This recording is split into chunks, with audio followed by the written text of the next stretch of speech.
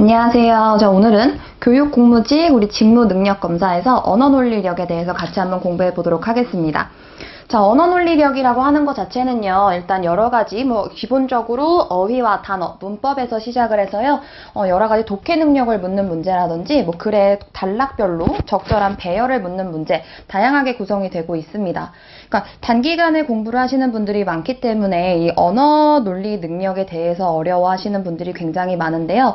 그러니까 평소에 사실은 여러 가지 뉴스나 기사라든지, 아니면은 다양한 서적을 접해보는 거, 아니면 평소에 문법 공부를 많이 해보는 게 사실상 중요하긴 한데요. 기출문제를 가지고 우리가 평소에 몰랐던 부분이라든지 아니면은 꼭 반드시 나와야 하는 기출문제 중심으로 공부를 해보는 것도 꼭 필요한 도움이 되는 부분이니까 같이 한번 중요한 부분 위주로 공부를 해보도록 하겠습니다.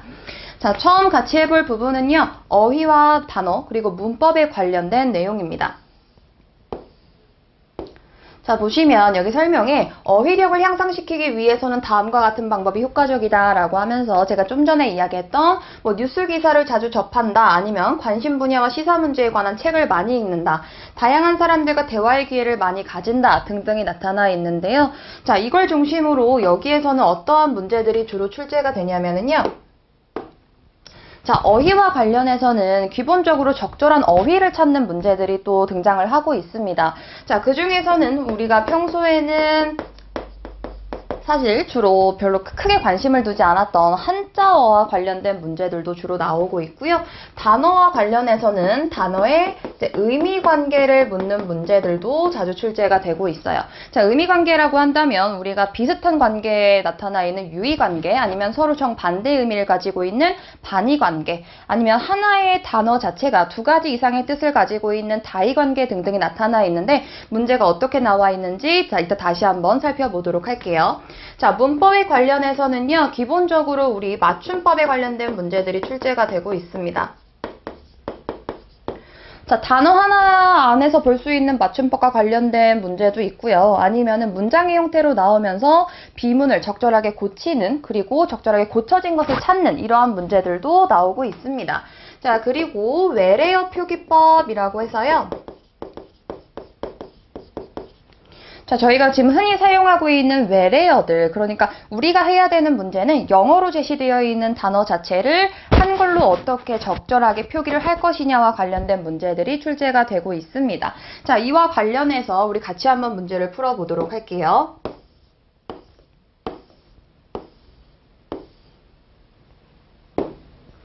자, 첫 번째 문제는 다음에 제시된 단어의 조합이 각각 같은 의미 관계를 나타낸다면 빈칸에 들어갈 단어로 가장 적절한 것을 순서대로 찾아라 라고 이야기를 했습니다. 자, 여기 보시면은요, 여객기와 대칭관계, 터미널과 대칭관계가 지금 같다라고 하는 등으로 연결이 되어 있는데요. 자, 우선은 보기를 쫙 봤을 때 뭔가 여객기와 터미널과 관련된 여러 가지의 단어들이 지금 제시가 되어 있습니다. 자, 여객기는요, 우리 흔히 비행기라고 생각하시면 편할 것 같고요. 터미널은 우리가 버스라든지 여러 가지 승강장 같은 것들을 떠올려 주시면 좋겠죠. 자, 여객기와 터미널은요, 밑에 해설에서 보시면 알겠지만 한정된 일정한 장소를 지칭해주고 있는 단어입니다. 자, 여기에서는 장소. 그러면 여기에서 봤을 때 이 장소를 벗어나는 외부와의 통로라는 의미를 가지고 있는 단어, 우리 출입구와 게이트가 적절한 정답이 되겠죠. 자, 여객기를 빠져나가는 공간, 출입구가 될 거고요. 터미널을 벗어나는 공간, 게이트가 될 겁니다. 사실상 이 두 가지의 순서를 뒤집어 놔도 게이트가 왼쪽으로, 출입구가 오른쪽으로 들어가도 크게 문제는 없는데요. 나머지를 보시면 승무원과 기장, 특히나 기장은 비행기와 관련된 단어이기 때문에 터미널과 어울리지 않고요. 날개와 티켓 자체는 서로 연관관계가 조금 어색하다라고 볼 수가 있겠죠. 하늘과 활주로도 마찬가지, 승객과 목적지 3번, 4번, 5번은 우리가 대응관계라고 볼 수 없는 단어들이 나열이 되어 있기 때문에 정답이라고 볼 수가 없습니다. 자, 그 다음 2번 문제로 넘어가 보도록 할게요. 자, 이번 문제를 보시면 다음 한 쌍의 단어와 같은 의미 관계를 나타내는 단어의 조합이 아닌 것을 골라라 라는 문제가 나와 있네요. 제시되어 있는 단어는요, 알선과 주선이라고 하는 두 가지의 단어가 나타나 있습니다. 자, 알선이라고 하는 거는요, 남의 일이 잘 되도록 주선하다라고 하는 의미가 이미 내포되어 있는 단어입니다. 그래서 이 알선과 주선이라고 하는 단어는 우리가 유의관계라고 부르고 있죠. 자, 유의관계는요, 완벽하게 똑같지는 않지만 사용되고 있는 단어가 비슷한 양상을 보일 때 유의관계를 지닌다라고 우리가 이야기를 하고 있습니다. 자, 주선은요, 역시나 마찬가지 일이 잘 되도록 무언가를 힘쓰다, 잘 되도록 약간 도와주다의 의미를 가지고 있기 때문에 이 알선과 주선 우리가 찾아야 하는 건 유의관계에 대한 단어를 찾아주시면 되는 거고요. 자, 그게 아닌 것을 찾아라 라고 나와 있으니까 정답은 1번이 정답이 되겠습니다. 자, 기각이라고 하는 단어는요. 자, 소송에 있어서 원고의 소에 의한 청구가 상소인의 상소에 의한 불복 신청에 이유가 없다라고 해서 배척하는 판결, 그러니까 소송을 종료하는 것을 이야기하고 있는 거고요. 자, 그리고 각하는요, 여기에서는 국가기관에 대한 행정상의 신청을 받아들이지 않는 처분을 의미하고 있는 겁니다. 그래서 여기 이 두 가지의 관계에는 지금 유의관계라고 볼 수가 없기 때문에 1번을 맞는 정답으로, 틀린 정답으로 고쳐주시면 되겠습니다.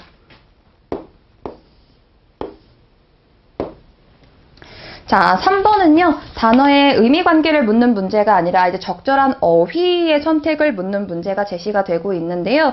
자, 제시되어 있는 단어는 지금 5가지, 약간 비슷해 보이는 단어들이 나열이 되고 있습니다. 자, 우리가 빈칸에 들어갈 말로 적절한 것을 찾는 게 문제가 될 텐데, 좀 헷갈리는 경우는요, 단어 하나하나의 의미에 집중한다라기보다는요, 이 뒤에 연결되고 있는 단어들과의 조합, 문맥을 따져보는 게 중요한데요. 자, 땡땡땡이 짧고 나와 있네요. 그러니까 우리가 빈칸에 들어갈 단어 자체는요, 뒤에 있는 이 짧다라고 하는 서술어와 적절한 연결이 들어가야 된다라고 봐주시면 됩니다.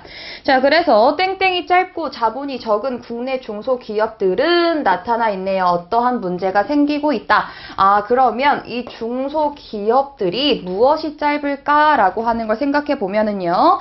자, 1번에 있는 경험, 기술력, 노하우라고 하는 요 3가지의 단어들은요. 경험이 짧다, 기술력이 짧다, 노하우가 짧다라고 하는 이 짧다와 어울리지 않는 단어라고 봐주시면 되겠습니다. 자, 밑에 다음 보시면 이 업력이라고 하는 단어가 정답이 될 텐데요. 자, 업력이라는 단어는 사업이나 일의 경력을 의미합니다. 그래서 우리가 경력이 길다, 경력이 짧다라고 하는 건 적절하게 연결이 될 수 있는, 호응 관계가 적절하다고 볼 수 있는 단어이기 때문에 정답은 4번으로 선택해 주시면 되겠습니다.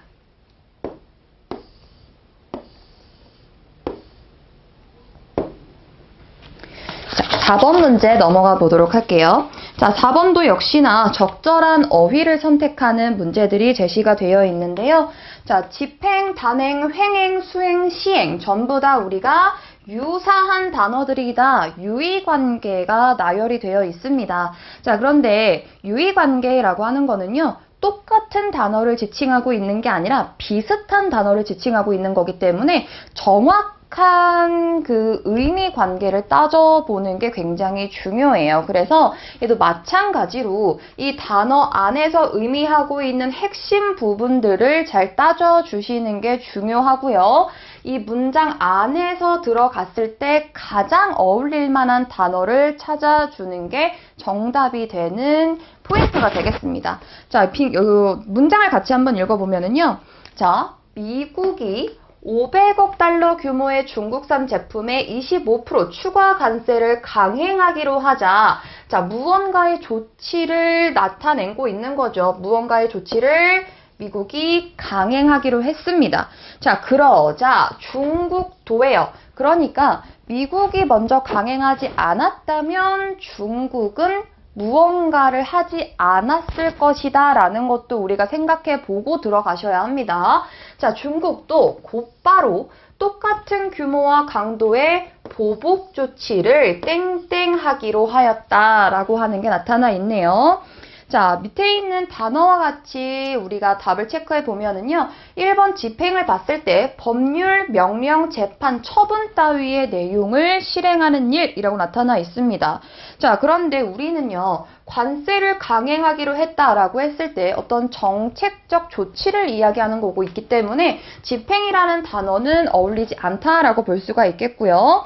자, 그 다음에 단행을 보시면 결단하여 실행한다라고 하는 설명이 나타나 있습니다. 자, 미국이 강행했어요. 그렇기 때문에 중국도 곧바로 결단을 내려서 어떠한 보복 조치를 실행한다라고 하는 2번 단행이 가장 적절한 정답이 되겠네요.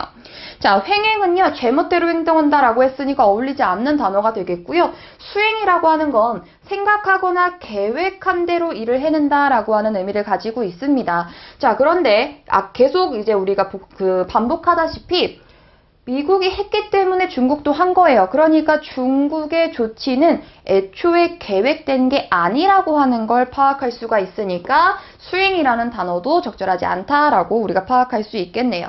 자, 시행은 실제로 행하다 법령을 공포한 뒤에 바로 이게 아니라 바로 무언가의 조치를 내렸죠. 그러니까 시행이라는 단어도 어울리지 않겠네요. 2번 정답으로 체크해 주시면 되겠습니다.